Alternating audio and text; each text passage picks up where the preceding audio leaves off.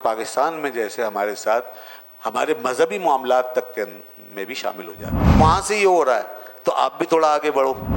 50-60 ہزار ہندو رہتے ہیں اور وہ مسلمانوں کے ساتھ روزے بھی رکھتے ہیں. یاد رکھیے آپ کا دین تباہ ہو جائے گا. اور ہمارے سیاستدان آزاد خیال لبرل کلاس کے لوگ یہ کام کرتے رہتے ہیں. ان انسان سمجھو، ان کے ساتھ عدل کرو، اور اگر ان کو مدد کی ضرورت ہے مدد کرو. اگر کسی کو تنگ نظری لگتی ہے لگتی رہے.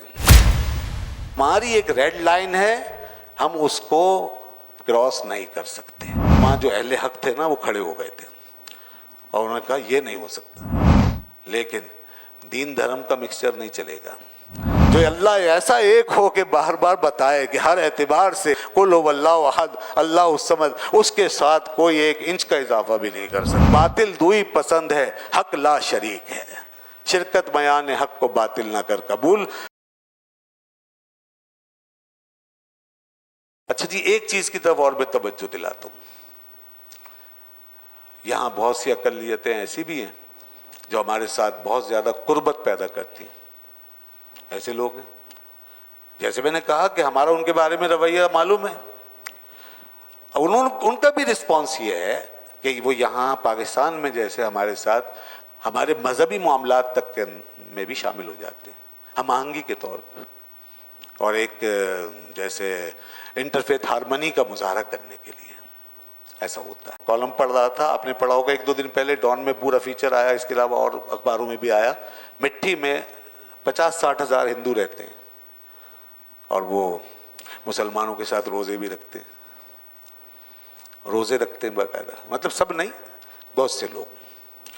اور بعض میں پورے مہینے کے روزے رکھتے ہیں. افطار و سحر میں مسلمانوں کے ساتھ شریک ہوتے ہیں، باقاعدہ بیٹھتے ہیں. افطار سحر کا انتظام خود کرتے ہیں اپنے دسترخوانوں پہ، سب کو بلاتے کھلاتے. تو ہمارے ساتھ بڑی یکجہتی، ہم آہنگی، یہ سب سیلیبریٹ کر رہے ہیں اور اس کا مظاہرہ کر رہے ہیں. ٹھیک ہے، ہمیں اعتراض نہیں، ان کی مرضی ہے، اور ہم نے کوئی زبردستی نہیں کی کہ آپ روزہ رکھیں نماز پڑھیں. ان کی مرضی. اسی طرح وہ اگر ہماری مسجد کے باہر آ کے نمازیوں کو پانی پلاتے ہیں، ان کی مرضی. کسی مزار کی خدمت کر رہے ہیں، ان کی مرضی ہے، جبر نہیں ہے. اور اس کے جواب میں اب اصل مسئلہ یہاں سے ہے. اس کے جواب میں اگر وہ مسلمانوں سے یہ چاہتے ہیں، یا ہمارے آزاد خیال مفکر اور سیاستدان، وہ ہمیں ایک ایسے معاشرے کی طرف دعوت دیتے ہیں کہ بھئی دیکھو وہاں سے یہ ہو رہا ہے تو آپ بھی تھوڑا آگے بڑھو، اور انٹرفیتھ ہارمنی کو گلے لگاؤ پوری طرح. جتنے انہوں نے لگایا اتنے آپ بھی لگا لو. یعنی اگر انہوں نے آپ کا دین دھرم کچھ اٹھا لیا ہے، آپ بھی اٹھا لو. انہوں نے اگر آپ کے ایک خدا کے آگے کوئی عقیدت محبت ہے، کوئی نذرانہ پیش کیا، تم بھی ان کے بھگوان کے آگے کچھ پیش کرو. اور ہمارے سیاستدان آزاد خیال لبرل کلاس کے لوگ یہ کام کرتے رہتے ہیں. یاد رکھیے آپ کا دین تباہ ہو جائے گا. یہ میں آپ کی توجہ دلانا چاہتا ہوں. اس کا جواب اس طرح نہیں دے سکتے ہم. اگر کسی کو یہ تنگ نظری لگتی ہے لگتی رہے. کسی کو یہ تنگ نظری لگتی ہے یہ تنگ نظری نہیں ہے، اس میں کوئی ایسی بات نہیں. ہم انسانیت کے نام پر ایک حد تک جائیں گے، جیسے قرآن نے کہا انہیں انسان سمجھو، ان کے ساتھ عدل کرو، اور اگر ان کو مدد کی ضرورت ہے مدد کرو. یہ ہمدردیاں ہم پوری طرح بجا لائیں گے، ان کے اپنے سگوں سے بھی زیادہ کریں گے ان کے لیے. اور کوئی عرض نہیں ہے اگر جان کی بازی بھی کوئی مسلمان لگا دے کسی غیر مسلم کے لیے اس سطح پر، کوئی مسئلہ نہیں. لیکن دین دھرم کا مکسچر نہیں چلے گا.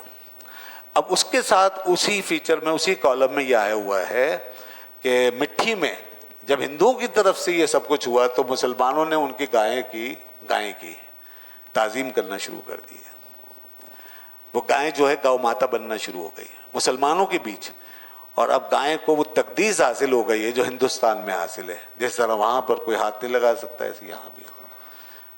یہ مسئلے پہلے بھی کبھی اٹھے تھے، آپ کو معلوم ہوگا جنہوں نے پری پارٹیشن ہسٹری پڑھی ہے. ہندوؤں کو خوش کرنے کے لیے بعض لوگ باقاعدہ فتوے دیتے تھے کہ بھئی گاؤ ماتا کی قربانی نہیں ہوگی، حرام. یعنی اسلام میں گائے کی قربانی حرام. اس پر علماء جو اہل حق تھے نا وہ کھڑے ہو گئے تھے اور انہوں نے کہا یہ نہیں ہو سکتا، یہ ہندوؤں کا مسئلہ ہے، ہمارا نہیں. تو یہ ہے وہ چیز کہ جو ہمیشہ سے ہٹ ہوتی ہے پھر آ کر. تو ہماری ایک ریڈ لائن ہے، ہم اس کو کراس نہیں کر سکتے، کیونکہ ہمارا دین بہت حساس ہے. ہمارا دین حق ہے، اور جب حق واقعی حق ہو نا، چیز اگر واقعی خالص ہو تو اتنی سی ملاوٹ بھی کام خراب کر دے گی. اور اگر چیز ناخالص ہے، پہلے سے ہی 2 نمبر ہے، تو اس میں جتنا چاہو ملا دو، ان کو کوئی فرق نہیں پڑے گا. ہم کہتے ہیں دنیا کے سارے ادیان ایسے ہی ہیں، ناخالص، ملاوٹ شدہ. ان کی کتابیں بھی بدلی ہوئی ہیں، انہیں پتہ ہے. ان کی تاریخ بھی کوئی محفوظ نہیں ہے، انہیں پتہ ہے. ان کا دین دھرم سب بھرشٹ ہو چکا ہے، اور ہزاروں قسم کی چیزیں ان کے ٹیکسٹ میں داخل ہو چکی ہیں، انہیں پتہ ہے. لہذا اگر تھوڑا بہت آج کوئی سیاسی طور پہ ادھر سے لے کے ادھر ڈال دے اور ہمارے ساتھ کوئی ایسا کوئی ہنی مون وہ منا لے، تو اس سے ان کو کوئی فرق نہیں پڑے گا. جہاں 4 کروڑ بھگوان ہے، ایک بھگوان اور اضافہ ہو جائے گا، اس سے کیا فرق پڑے گا. لیکن جہاں ایک اللہ ہے وہاں ایک ہی رہے گا میرے بھائی، 1 انچ بھی نہیں بڑھے گا وہاں پر. جو اللہ ایسا ایک ہو کہ بار بار بتائے کہ ہر اعتبار سے قل هو اللہ احد اللہ الصمد، اس کے ساتھ کوئی 1 انچ کا اضافہ بھی نہیں کر سکتا. اس لیے کہ باطل دوئی پسند ہے، حق لا شریک ہے. شرکت بیان حق کو باطل نہ کر قبول. تو ذرا سے یہاں پہ دھوکہ کھانے کی ضرورت نہیں ہے.